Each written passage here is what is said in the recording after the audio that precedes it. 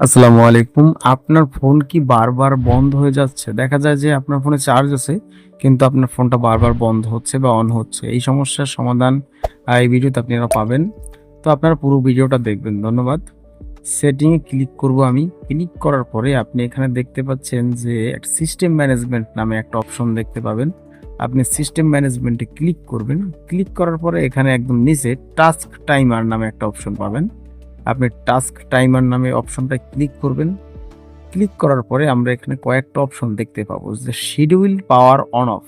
আপনার ফোনটা বন্ধ হওয়ার মেইন কারণ এটাও হতে পারে যে শিডিউল পাওয়ার অন অফ। যেমন আমার ফোনটা যদি আমি ৭ টা এখানে ক্লিক করে অন করে রাখি, তো ৭ টায় আমার ফোনটা বন্ধ হবে, আবার ৮ টায় অন হবে।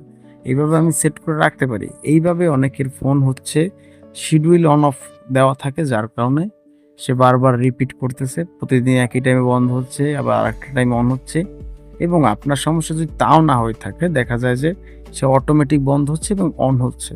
তাহলে আপনার দ্বিতীয় সমস্যা হচ্ছে, আমি এখানে জাস্ট ব্যাকগ্রাউন্ডে কিভাবে অন অফ করতে সেটা দেখাচ্ছি। আমি অন্য সমস্যার কথা বলতেছি আপনাদেরকে।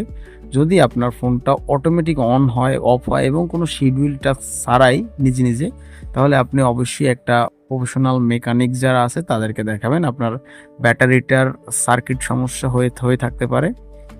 তখন ওই ব্যাটারিটা ঠিক করা যায়। ব্যাটারি পাল্টানো ছাড়াই ওই ব্যাটারিটা ঠিক করা যায়। আপনারা ব্যাটারিটা ঠিক করে নিবেন। দেখা যায় ২, ২৫০, ৩০০ টাকার ভিতরে ঠিক করতে পারবেন।